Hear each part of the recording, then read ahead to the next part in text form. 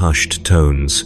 They call it Penitentia Maxima, though its original name has been scoured from all but the most ancient records. Here, in the shadow of a dying star, 11 billion souls exist in a state of perpetual genuflection, their lives structured around a single, overwhelming imperative: to prove their worthiness through suffering. The planet's surface tells the story of a civilization that has turned inward upon itself with surgical precision. Great spires of blackened stone rise from valleys carved into prayer wheels, their surfaces etched with litanies so dense that the very architecture seems to whisper. Between these monuments, hab blocks stretch in perfect geometric patterns, each one positioned to face the cardinal sanctum at the world's heart. From orbit, the settlements resemble the spokes of a vast wheel, all pointing toward that central axis of faith where something unspeakable waits in perpetual judgment. 23 hours of every day belong to the Emperor. The 24th belongs to survival. This division is not metaphorical. It is enforced by the chronarch priests, a caste of tech-augmented clergy who have replaced their eyes with chronometers and their hearts with purity seals. They move through the settlements like clockwork angels, their mechanical hymns marking each minute of devotion, each second of permitted rest. To be caught in any activity not explicitly sanctioned during the holy hours is to invite correction. To be corrected twice is to be marked for penitence. To be marked for penitence is to begin the long walk toward the cardinal sanctum, where absolution takes forms that the human mind was never meant to comprehend. The children of Penitentia Maxima learn to pray before they learn to speak. In the nursery chapels, infants are suspended in cradles carved from bone, their tiny hands guided into the sign of the Aquila before their motor functions have fully developed.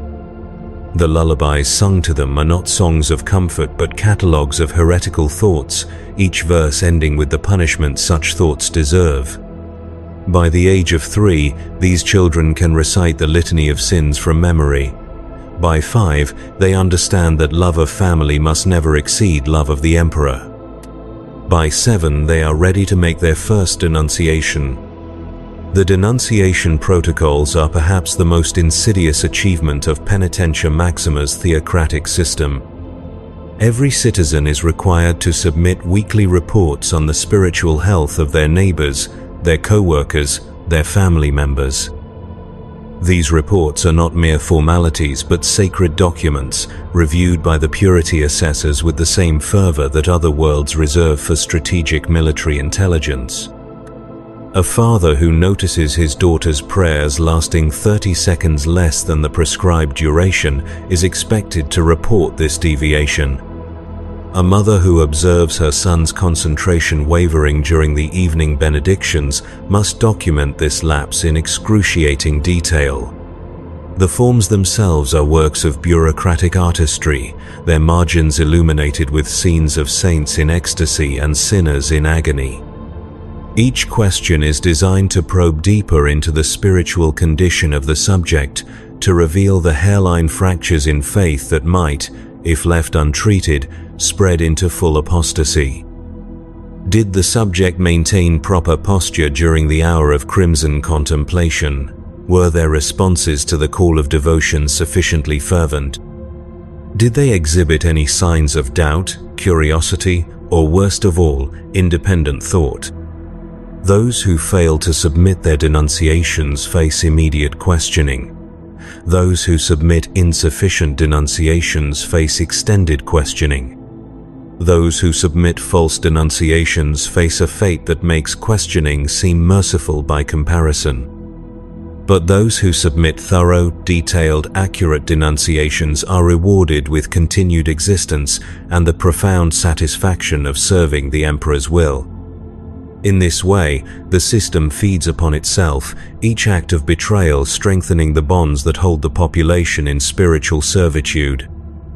The architecture of Penitentia Maxima reflects this paranoid devotion in ways both subtle and overwhelming. The hab blocks are constructed without doors between family units, the walls thin enough that every whispered prayer can be heard by neighbors trained from birth to listen for signs of insufficient piety.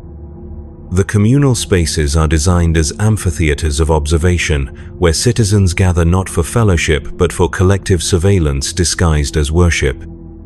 Every surface that might accommodate decoration bears instead some reminder of the emperor's watchful presence. Carved eyes that seem to track movement, sculpted hands raised in blessing or condemnation, faces frozen in expressions of rapture or torment. The streets themselves follow the sacred geometries laid down by Saint Drusilla the Penitent, whose martyrdom established the theological foundations upon which Penitentia Maxima was built. These pathways spiral inward like the chambers of a shell, each turn bringing the walker closer to the cardinal sanctum while simultaneously disorienting them, creating a sense of sacred vertigo that the planet's rulers claim brings pilgrims closer to the emperor's divine perspective. Walking these streets becomes an act of worship in itself, each step a prayer, each breath a benediction offered up to the golden throne that sits distant among the stars. But it is in the industrial sectors that the true genius of Penitentia Maxima's system reveals itself. Here, during that single precious hour when citizens are permitted to engage in productive labor, the factories hum with activity that borders on the maniacal. Every tool has been blessed, every machine consecrated, every production quota calculated not by efficiency experts, but by numerologist priests who divine sacred significance in output statistics.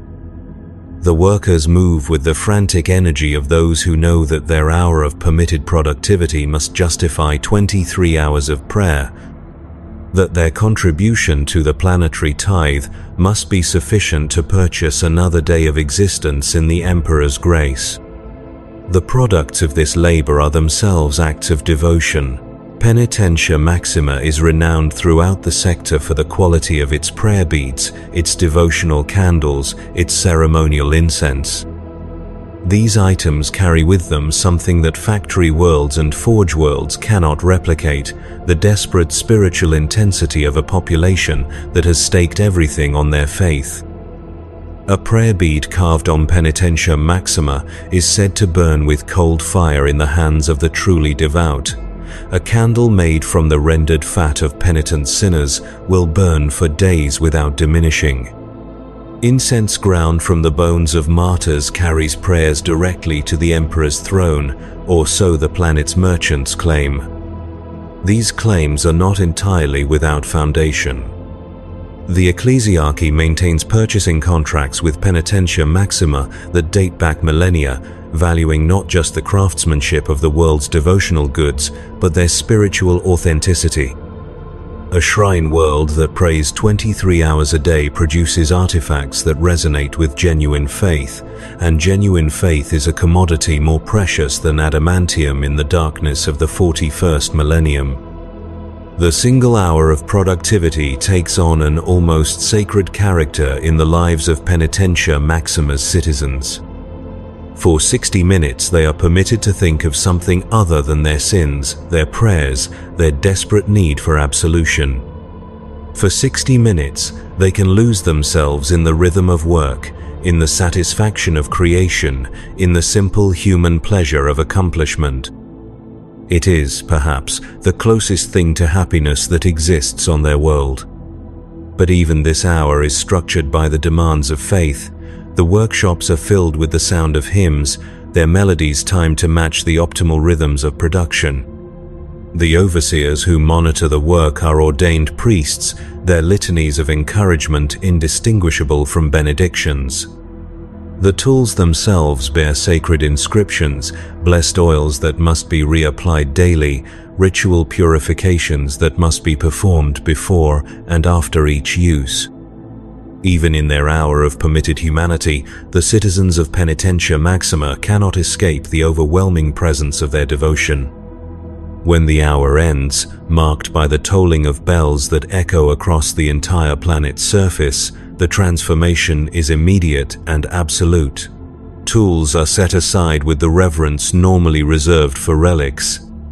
Workbenches become altars, production floors become chapels, the workers drop to their knees in perfect unison, their bodies already moving into the familiar positions of prayer, even as their minds struggle to transition from the brief freedom of labor back to the eternal vigilance of worship. It is in these moments of transition that the true cost of Penitentia Maxima's system becomes visible. In the faces of workers who must tear themselves away from meaningful activity to return to the grinding repetition of enforced devotion, there flickers something that the planet's rulers would classify as dangerous doubt. In the hesitation before knees touch stone, in the barely perceptible sigh that escapes before the ritual responses begin, in the eyes that linger for just an instant too long on the tools they must abandon, the human spirit asserts itself against the machinery of absolute faith. These moments are watched for, catalogued, reported. The purity assessors have developed instruments sensitive enough to detect the bioelectric signatures of reluctance, microscopes powerful enough to reveal the cellular stress patterns that accompany suppressed rebellion. They know that the transition from productivity to prayer is the most dangerous time in the daily cycle, when the human need for purpose conflicts most directly with the imposed structure of devotion. Special prayers have been developed for these moments, rapid-fire litanies designed to overwhelm any thoughts that might arise in the gap between activity and worship. But the prayers cannot eliminate the gap entirely.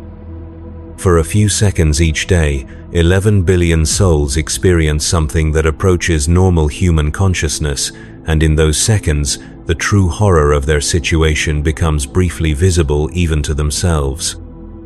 They remember, dimly, that there was once a time when work was more than an hour, when prayer was a choice rather than a compulsion, when families were bound by love rather than mutual surveillance. The memory lasts only long enough to be classified as heretical thought, only long enough to require confession, correction, and renewed dedication to the Emperor's will. The confession booths of Penitentia Maxima are marvels of psychological engineering, designed not merely to receive admissions of guilt, but to intensify and purify them. Each booth is carved from a single block of obsidian, its interior surfaces polished to mirror brightness, so that penitents must confront their own reflection while admitting their sins. The acoustics have been calculated to amplify whispers into thunderous accusations, so that even the smallest admission of doubt becomes an overwhelming condemnation. The temperature within each booth is maintained at precisely the level required to induce mild discomfort without causing actual harm, a reminder that suffering is the price of absolution. The confessor priests who staff these booths are chosen for their ability to hear not just what is said but what is left unsaid, to detect the emotional resonances that indicate deeper spiritual corruption. They have trained their ears to recognize the subtle variations in breath pattern that accompany different categories of sin, the micro-tremors in voice that reveal the presence of heretical thoughts not yet spoken aloud. Their responses are not conversations but surgical procedures, designed to excise doubt with the precision of a chirurgeon and the fervor of an exorcist. Each confession is recorded, transcribed, analyzed, and filed in the vast archives beneath the cardinal sanctum. These records form a detailed psychological map of the entire population, tracking the spiritual health of every citizen from birth to death. Patterns of doubt are identified and addressed before they can spread. Families showing signs of insufficient devotion are separated and reassigned to different districts. Individuals whose confessions reveal dangerous tendencies are marked for closer observation, their daily routines monitored by specialists trained to recognize the early warning signs of apostasy. The analysis of these confessions has become a science unto itself, practiced by scholar priests who spend their lives studying the mathematics of sin. They have identified 17 distinct categories of spiritual deviation, each with its own therapeutic regimen. They have mapped the emotional territories where doubt takes root, charted the psychological vectors along which heretical thoughts spread. Their work has refined the planet's spiritual discipline to a level of precision that would be admirable if it were not so utterly horrifying. But perhaps most disturbing of all is the fact that the system works. Penitentia Maxima has not experienced a single act of rebellion in over 3,000 years. Its population displays levels of faith that exceed even those found on Ophelia VII or Macragge. Its tithe contributions are submitted early and exceed quotas with regularity that suggests divine favor. By every metric that the Imperium uses to measure the spiritual health of its worlds, Penitentia Maxima is a shining example of what human devotion can achieve when properly directed and maintained. The Adeptus Ministorum holds up the world as a model for other shrine worlds to emulate. Delegations of ecclesiarchs visit regularly to study its methods and export its techniques. The Cardinal Sanctum has been declared a site of pilgrimage, drawing the faithful from across the sector to witness true devotion in action. These pilgrims return to their home worlds carrying tales of a place where faith has achieved perfect expression, where every soul burns with love for the Emperor, where the very air seems charged with divine presence. They are not wrong about the divine presence.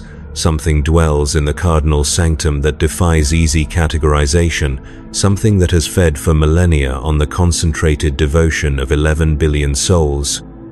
Whether this presence is truly divine, or merely something that has learned to wear divinity like a mask, is a question that the Inquisition has debated in closed chambers for centuries. What is certain is that it responds to the prayers offered to it, that it grants boons to those who demonstrate sufficient faith, that it punishes those who fall short of its expectations with a creativity that suggests either infinite mercy or infinite cruelty. The pilgrims who enter the Cardinal Sanctum speak of visions that transform their understanding of faith, of communion with something so vast and ancient that their minds struggle to contain the experience. They emerge changed, their eyes bright with tears of joy or terror, their voices thick with awe. Many never speak of what they witnessed in that inner sanctum. Others cannot stop speaking of it, their words pouring out in torrents of ecstatic description that border on glossolalia. A few never emerge at all, choosing to remain in the presence of whatever dwells there, adding their voices to the eternal choir that echoes through the sanctum's depths. This choir is perhaps the most unsettling aspect of the Cardinal Sanctum, a sound that penetrates the very bedrock of the planet and emerges in whispers from drainage grates and ventilation shafts throughout the settlements. Those who have heard it describe voices beyond counting, raised in harmonies that human ears were never meant to process.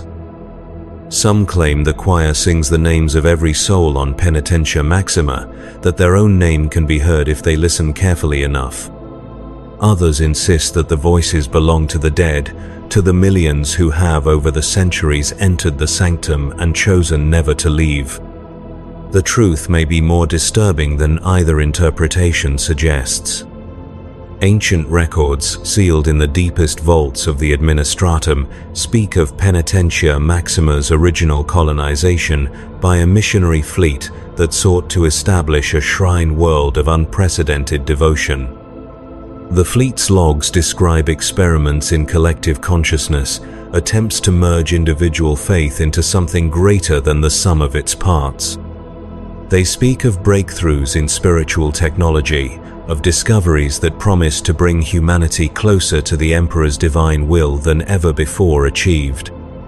The logs end abruptly, their final entry consisting of a single repeated phrase, "We have found him, we have found him. We have found him."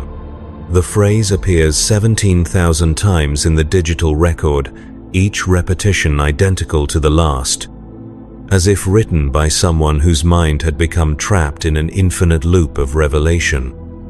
Analysis of the text's metadata suggests it was written continuously over a period of 72 hours, the author never pausing to eat, sleep, or attend to any bodily need. What the colonists found in the depths of what would become the cardinal sanctum remains classified at the highest levels of imperial authority. What is known is that their descendants built a society dedicated to a single purpose, feeding whatever dwells there with the concentrated spiritual energy of an entire world. Every prayer, every act of devotion, every moment of suffering willingly embraced in the Emperor's name contributes to this vast offering. This planetary sacrifice that has continued unbroken for over 4 millennia. The effect on the planet's population cannot be overstated. 11 billion souls living in a state of constant spiritual tension, their every thought monitored, their every emotion channeled toward worship, their every breath offered up as tribute to something that may or may not be the divine presence they believe it to be. They are not merely citizens of the Imperium but components in a vast machine designed to generate and focus spiritual energy with industrial efficiency. Yet they are also something more than victims. The people of Penitentia Maxima have chosen this existence, embraced it with a fervor that transcends mere obedience. They genuinely believe that their suffering serves a cosmic purpose, that their prayers reach the golden throne, that their devotion shields the Imperium from the darkness that presses in from all sides. This belief gives their lives meaning that many Imperial citizens never achieve, a sense of purpose so absolute that it renders all other considerations irrelevant. In the nursery chapels where children learn to pray before they can walk, in the confession booths where sins are dissected with surgical precision, in the workshops where sacred labor transforms raw materials into objects of devotion, in the streets where every step is a prayer and every breath a benediction, the people of Penitentia Maxima have created something unprecedented in the Imperium, a society where faith is not merely practiced but lived with such intensity that it has become indistinguishable from existence itself. They have achieved what the Emperor's most devoted servants have sought for 10,000 years, a world where humanity serves the Imperial creed not out of fear or habit, but out of genuine, burning, all-consuming love. That this achievement has required the systematic destruction of everything else that makes life worth living may be irrelevant to the cosmic forces that their devotion serves. That it has created a population of willing slaves may be beside the point when those slaves generate more spiritual energy than entire systems of more conventional worlds.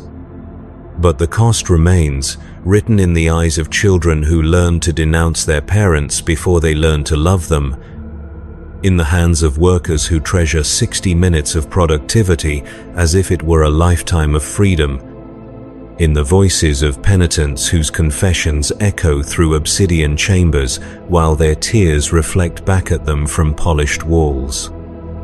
Penitentia Maxima is proof that faith can indeed move mountains, reshape worlds, transform the very nature of human existence. It is also proof that some transformations are more terrible than the problems they were meant to solve.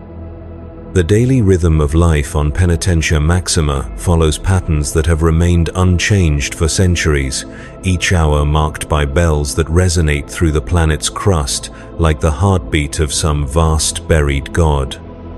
The first hour belongs to the morning genuflection, when all 11 billion citizens rise from their sleeping pallets and assume the position of humble supplication.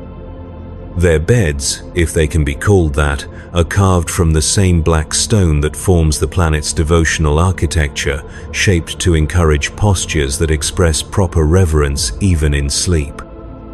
The morning genuflection is not a moment of awakening but of continuation, for true sleep as understood on other worlds does not exist on Penitentia Maxima.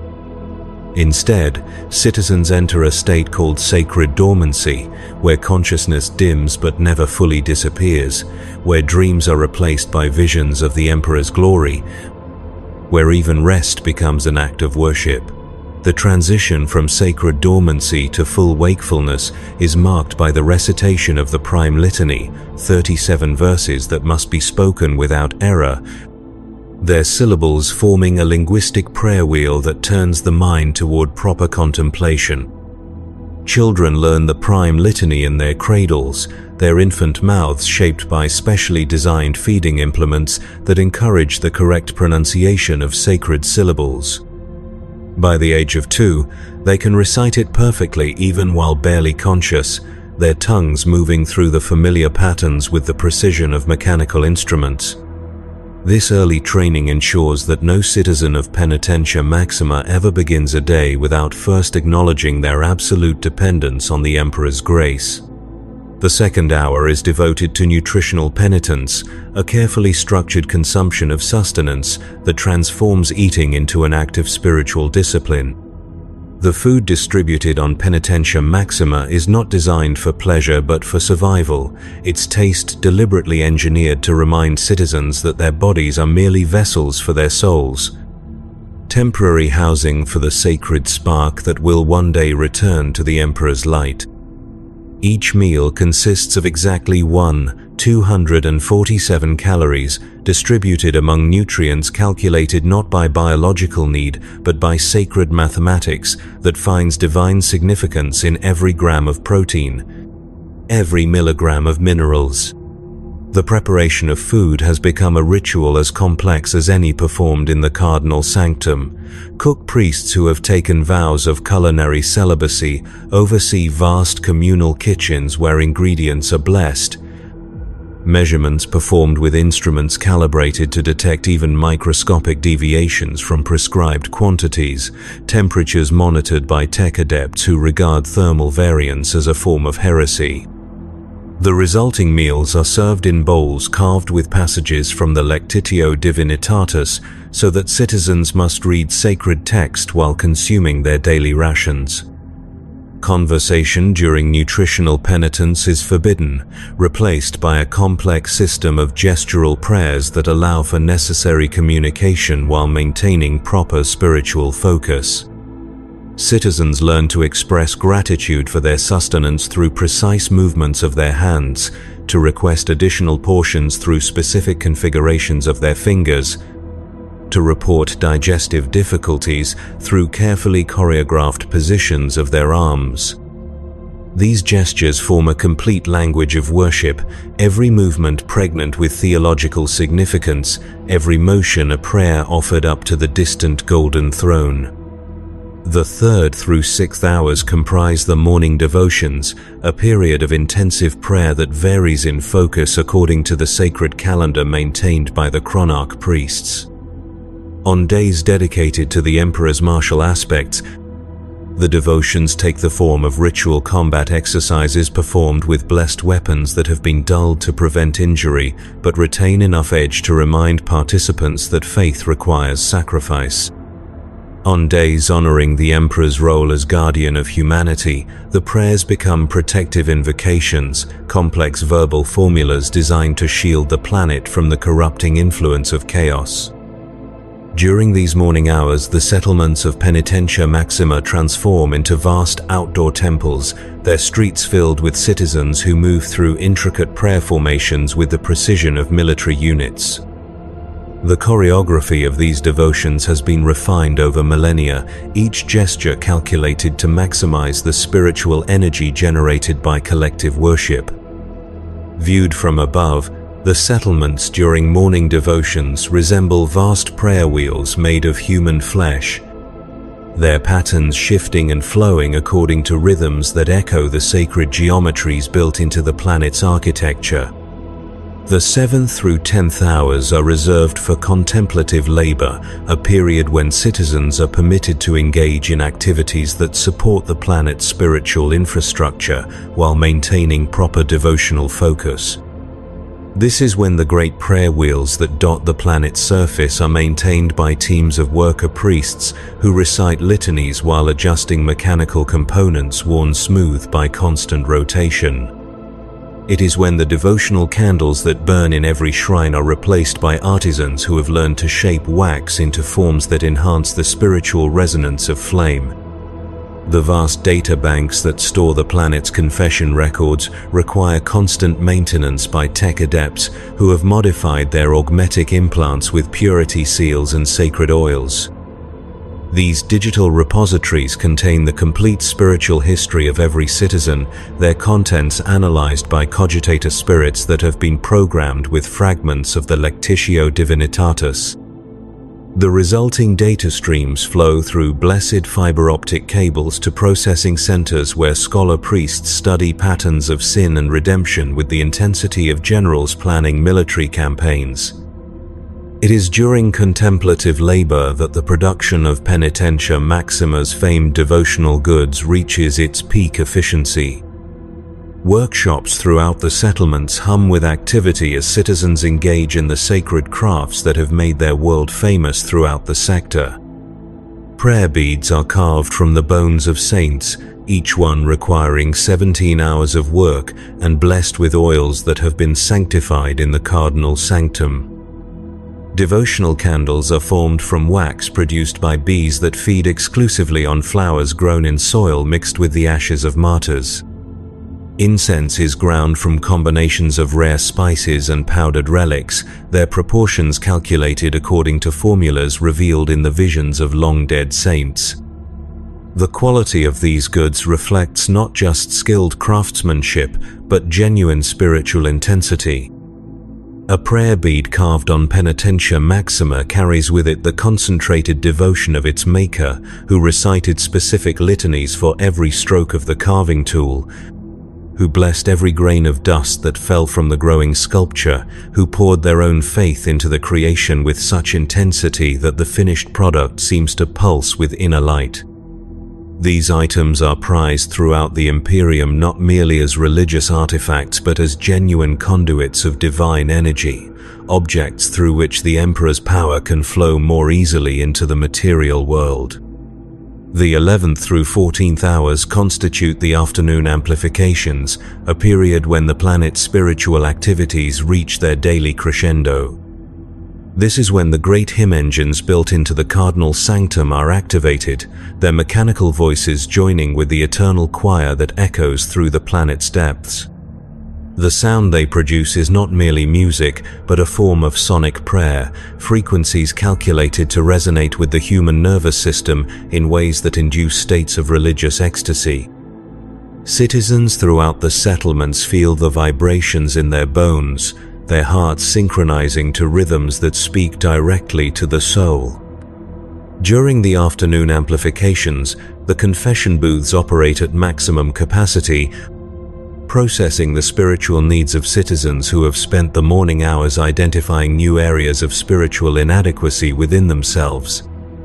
The psychological pressure of constant self-examination, combined with the sonic influence of the hymn engines, creates conditions ideally suited for the extraction of authentic confessions. Penitents enter the obsidian chambers carrying burdens of guilt that have accumulated since their previous confession, burdens that the confessor priests skillfully transform into fuel for the planet's spiritual machinery. The confessions heard during this period tend toward the profound, touching on sins of thought and feeling that the penitents themselves were barely aware of harboring. The confessor priests are trained to guide these revelations to help citizens discover heresies buried so deep in their consciousness that they require archaeological excavation to bring to light.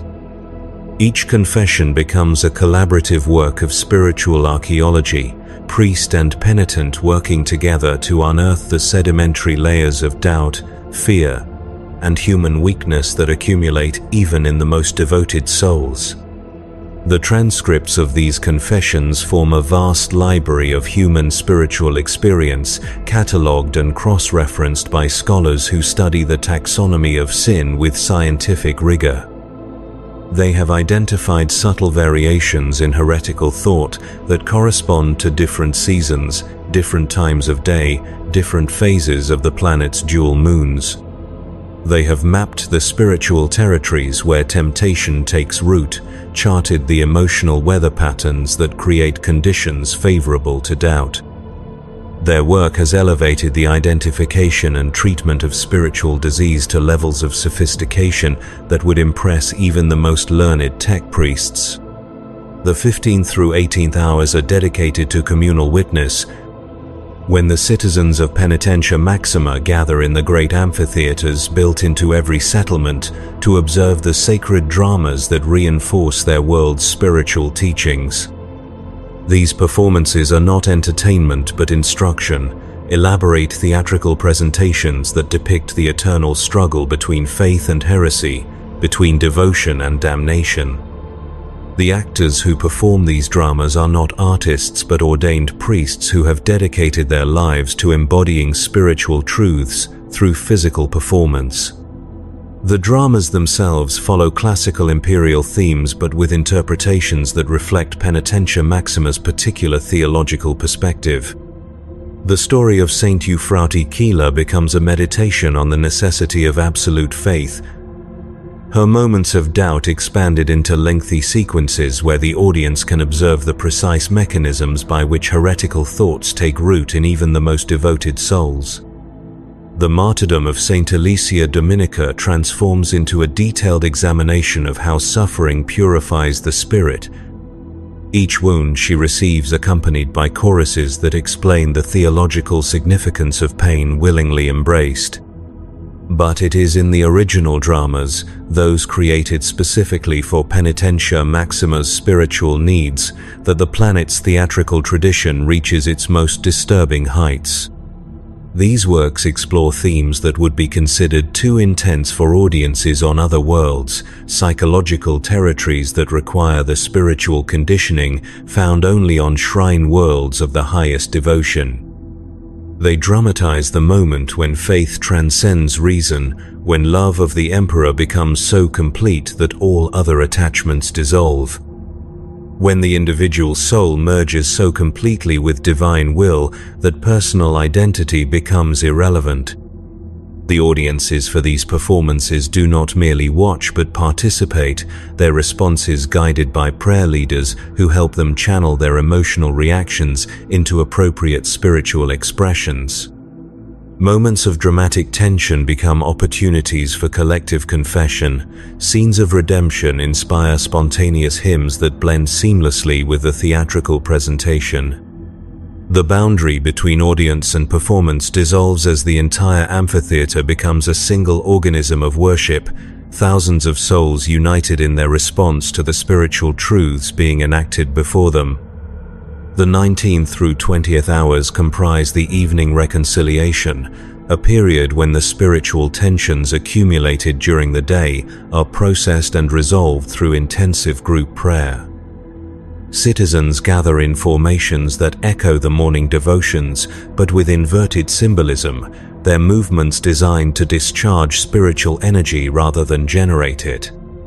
The prayers recited during this period focus on themes of forgiveness and renewal, preparing souls for the night's sacred dormancy by resolving the conflicts between human nature and divine will that arise inevitably during the day's activities. This is also when the denunciation protocols reach their daily climax as citizens submit their weekly reports on the spiritual health of their neighbors and family members. These submissions are not merely administrative requirements but sacred rituals, performed with ceremonial implements blessed specifically for the purpose. The styluses used to complete the forms are carved from blessed wood and inscribed with prayers for clarity of spiritual vision. The ink is mixed with holy water that has been sanctified in 17 different shrines. The paper itself is manufactured from fibers that have been grown in soil blessed by the Cardinal Sanctum's highest-ranking clergy. The completion of a denunciation report becomes a form of prayer in itself, each checked box a decision to place loyalty to the Emperor above all human considerations. Each written observation, a small act of spiritual courage that places the greater good above personal comfort. Citizens approach this task with the same fervor they bring to their morning devotions, understanding that their willingness to report spiritual irregularities is itself a measure of their own faith. To hesitate in denouncing a neighbor's insufficient piety is to reveal insufficient piety in oneself. The reports submitted during evening reconciliation are processed immediately by the purity assessors, their contents fed into the vast analytical engines that maintain real-time awareness of the planet's spiritual health.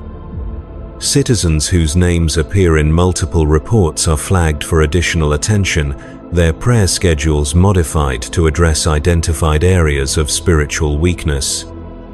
Families showing patterns of coordinated deviation are separated and reassigned to different districts, preventing the spread of heretical influence through kinship bonds. Individuals whose reports reveal insufficient vigilance are marked for correction, their own spiritual development requiring adjustment to bring them back into proper alignment with Imperial doctrine.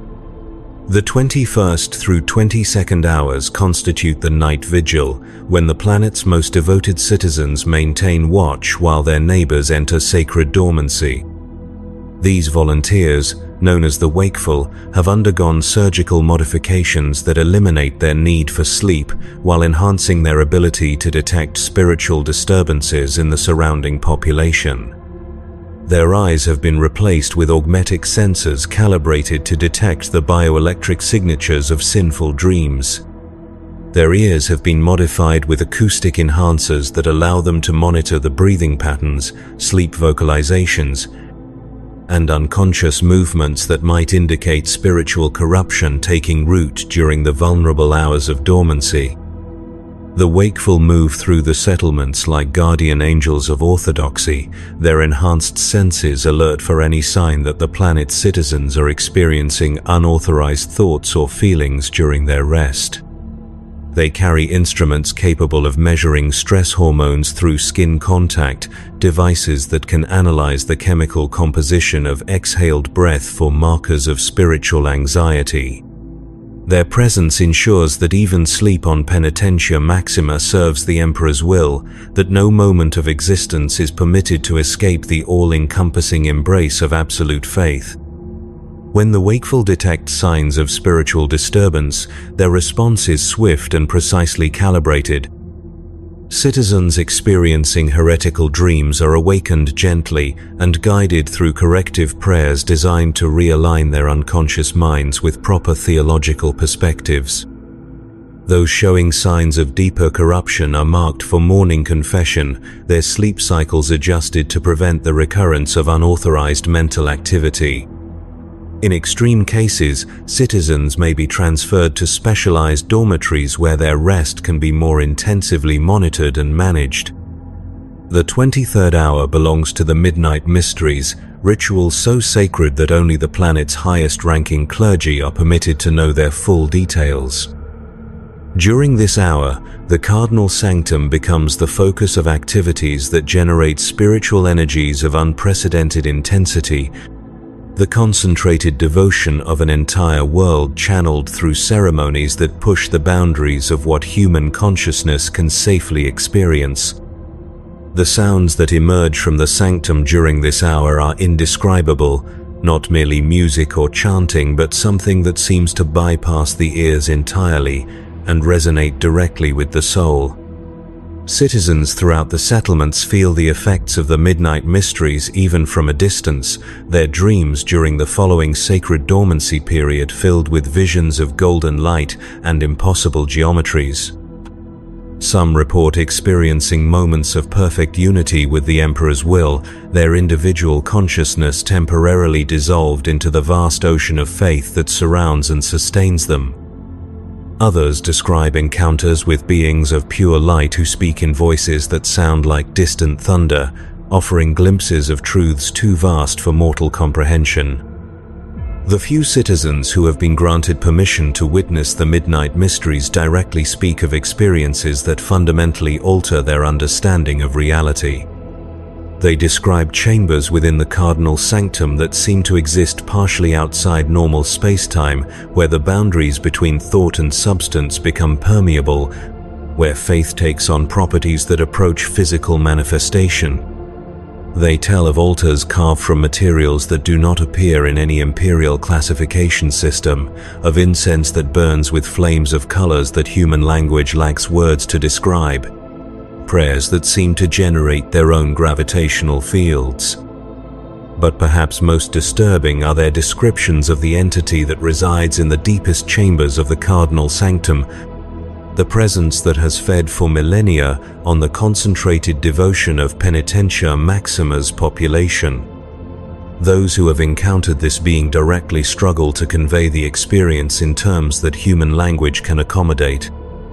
They speak of something vast beyond measure yet intimately personal, ancient beyond comprehension yet eternally present, perfectly loving yet utterly terrifying in its infinite demand for absolute surrender.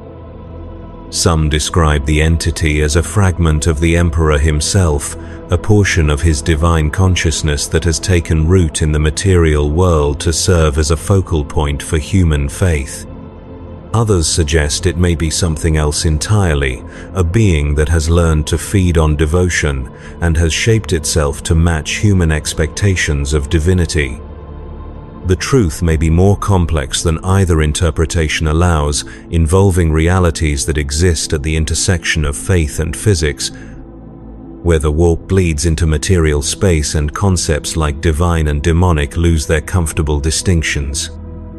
The 24th hour arrives with the tolling of bells that seem to emerge from the planet's core itself, their resonance felt in the bones of every citizen as they transition from sacred dormancy back to wakefulness. This final hour, the hour of permitted existence, represents the only time when the people of Penitentia Maxima are allowed to engage in activities that serve purely practical rather than spiritual purposes. It is their window into something resembling normal human life, 60 precious minutes when they can attend to bodily needs, maintain their living spaces, and engage in the productive labor that keeps their world functioning. But even this hour bears the marks of Penitentia Maxima's spiritual tyranny. Citizens emerge from their dormancy not refreshed but drained, their unconscious minds having spent the night processing the spiritual intensity of the previous day's devotions. Their movements during the hour of permitted existence carry a mechanical quality, as if they were automatons briefly granted autonomous function before returning to their primary programming. They tend to their hygiene with ritualistic precision, each act of washing or grooming accompanied by whispered prayers that transform even the most mundane activities into expressions of faith. The maintenance of living spaces becomes an act of devotion as citizens clean and organize their Spartan quarters according to patterns that echo the sacred geometries found throughout the planet's architecture. Personal possessions limited to those items deemed spiritually necessary are arranged and rearranged with the same attention to detail that other worlds reserve for religious ceremonies. A drinking cup placed at the wrong angle, a sleeping pallet oriented incorrectly relative to the cardinal sanctum, a prayer book left open to an inappropriate page. All these become sources of spiritual anxiety that require immediate correction. During this hour, the workshops and production facilities that generate Penitentia Maxima's devotional goods operate at their peak efficiency. Workers move through their tasks with the desperate intensity of those who understand that their productivity during these 60 minutes must justify their existence for the remaining 23 hours of each day. The items they create carry with them not just skilled craftsmanship, but the accumulated spiritual pressure of a population that has no other outlet for their human need to create, to build, to leave some mark of their passage through existence. The prayer beads carved during this hour seem to burn within a fire, their surfaces worn smooth by hands that have channeled lifetimes of suppressed emotion into the act of creation. The devotional candles formed from sanctified wax carry within their substance the concentrated yearning of souls who have forgotten what it means to hope for anything beyond the Emperor's approval. The incense ground from blessed spices and powdered relics holds in its aromatic compounds the essence of a civilization that has transformed every human impulse into fuel for the machinery of faith. But it is in the faces of the workers during this hour that Penitentia Maxima's true horror becomes most visible. For 60 minutes, expressions flicker across features that have been trained for decades to show nothing but pious devotion. Brief moments of satisfaction when a piece is completed perfectly, flashes of frustration when materials fail to cooperate, instants of connection when workers' eyes meet across the production floor. All the small emotions that make life bearable appear and disappear like ghosts of the humanity that once existed on this world. These expressions are monitored by the emotional assessors, specialists trained to detect and catalogue even the briefest deviations from approved spiritual states. They watch for signs of pride in accomplishment, for moments of irritation at difficulties, for any indication that citizens are deriving satisfaction from sources other than service to the emperor. Their instruments can measure micro-expressions lasting fractions of seconds, can detect changes in facial muscle tension that indicate unauthorized emotional responses. Each deviation is noted, recorded, and added to the vast database of spiritual irregularities that guides the planet's ongoing program of psychological correction. The end of the hour of permitted existence is marked by a transformation so sudden and complete that visitors from other worlds often struggle to comprehend what they are witnessing. As the final bell tolls, 11 billion citizens simultaneously abandon whatever activities they were engaged in and assume positions of prayer with synchronized precision that would be impressive if it were not so deeply unsettling. Tools are set aside mid-use, conversations end mid-sentence, movements stop mid-gesture as an entire world returns to its primary function of generating spiritual energy for whatever dwells in the cardinal sanctum's depths. The transition reveals the degree to which Penitentia Maxima's population has been psychologically restructured to serve their world's theocratic system. These are not merely obedient citizens but human beings who have been systematically reconditioned to find fulfillment only in acts of worship, comfort only in expressions of faith, identity only in service to the Emperor's will. The hour of permitted existence serves not as relief from their spiritual labors, but as a reminder of how completely those labors have consumed their capacity for any other form of existence. In the workshops where devotional goods are produced, in the maintenance tunnels where the planet's infrastructure is tended, in the data processing centers where confessions are analyzed and spiritual health is monitored, the same scene plays out with identical precision. Human beings who moments before were engaged in practical activities suddenly become components in a vast organism of worship, their individual consciousness subsumed into the collective spiritual effort that defines their world's purpose and justification. The psychological mechanisms that enable this transition have been refined over millennia of experimentation and observation. Citizens of Penitentia Maxima undergo conditioning from birth that creates neural pathways specifically designed to facilitate rapid shifts between different modes of consciousness. Their brains have been trained to compartmentalize experience, to wall off the memories and emotions associated with practical activity from those connected to spiritual devotion. The result is a population capable of functioning as both productive workers and devoted worshippers without experiencing the cognitive dissonance that would destroy less thoroughly conditioned minds. But the conditioning is not perfect, and in the moments of transition between permitted existence and mandated devotion, cracks sometimes appear in the psychological barriers that separate these different aspects of their lives. Citizens occasionally experience brief periods of dissociation, moments when they remember with startling clarity what it felt like to be human beings rather than components in a spiritual machine. These memories, lasting only seconds, carry with them a grief so profound that it threatens to overwhelm the psychological structures that keep the population functioning. The emotional assessors watch particularly carefully during these transition periods, their instruments calibrated to detect the neurochemical signatures of dissociative episodes. Citizens who show signs of remembering their humanity are immediately flagged for corrective treatment, their daily schedules modified to include additional sessions of psychological reinforcement. In severe cases, they may be selected for surgical intervention, their brains modified to eliminate the neural pathways that allow for unauthorized self-awareness. These interventions are presented to the population as blessings, opportunities to achieve greater spiritual purity by removing the biological obstacles that prevent complete unity with the Emperor's will. Citizens selected for such treatment are congratulated by their neighbors, their families expressing gratitude that their loved ones have been chosen for this ultimate expression of faith.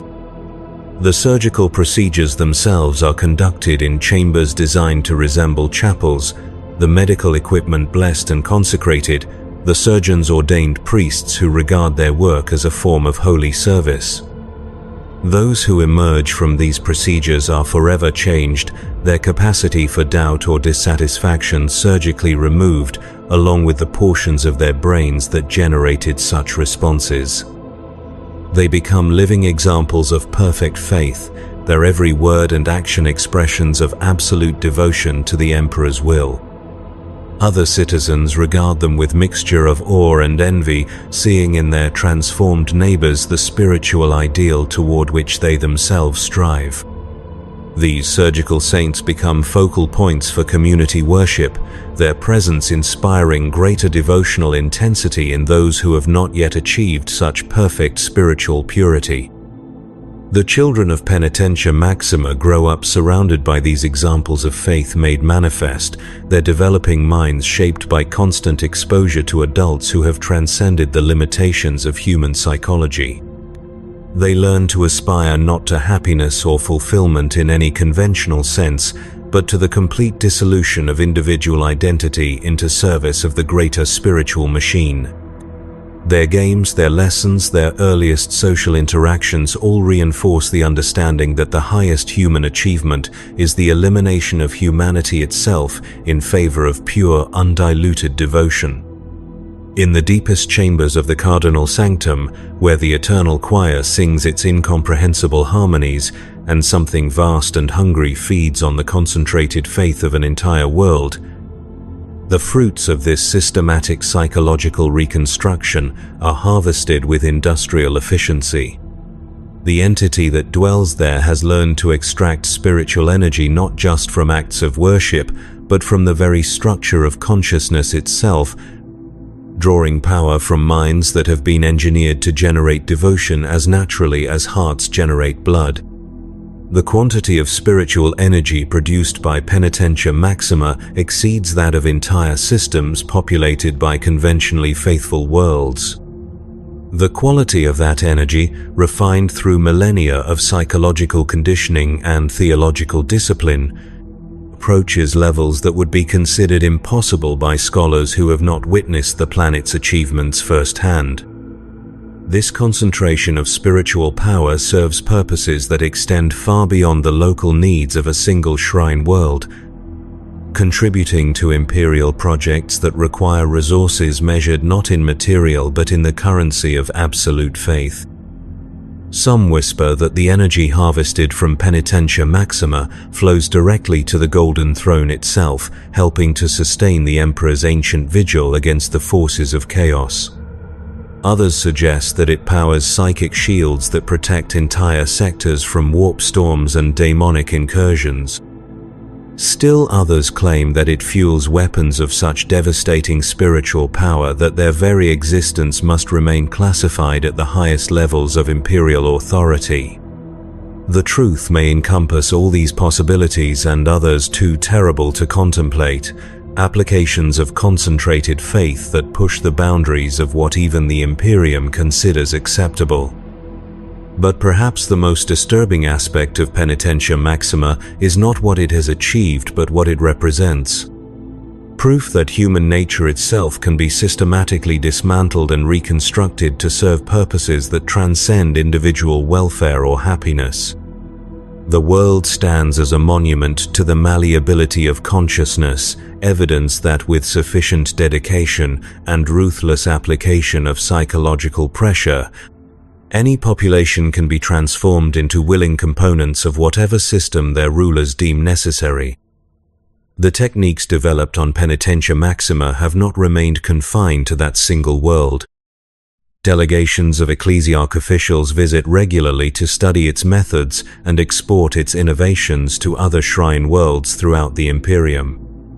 The psychological conditioning protocols, the architectural designs that facilitate spiritual surveillance, the administrative systems that transform family bonds into mechanisms of mutual control, all these have been adapted and implemented on worlds across multiple sectors.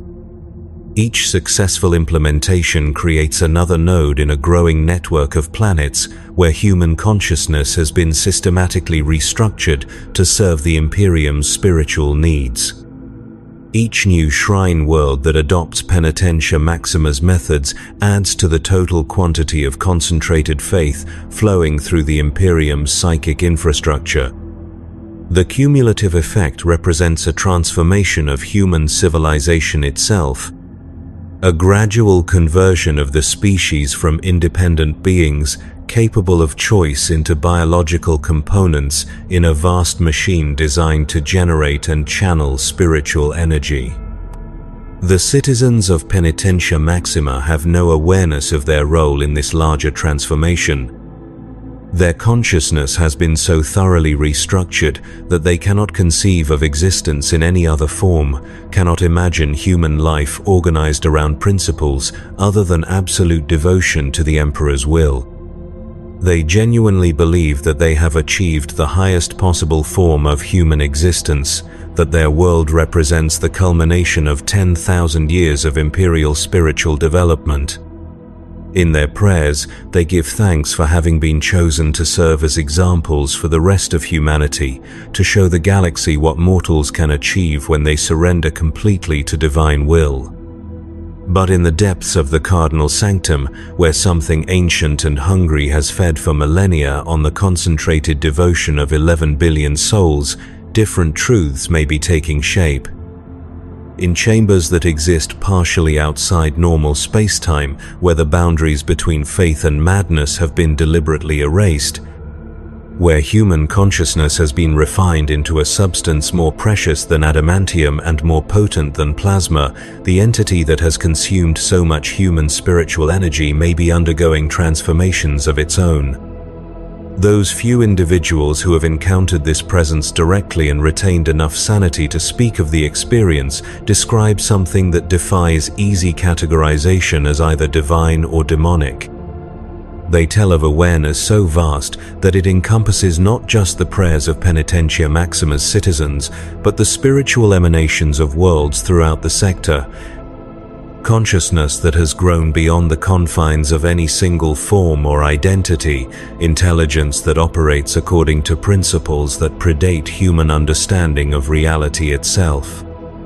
What began as an experiment in concentrated devotion may have created something unprecedented in the galaxy's long history of horrors, a genuine God born from human faith, a being that exists because billions of souls believe in it with such intensity that their belief has achieved independent existence. If this is true, then Penitentia Maxima represents not merely the systematic destruction of human nature, but its transformation into something else entirely, the conversion of mortal consciousness into the raw material from which new forms of divinity are forged.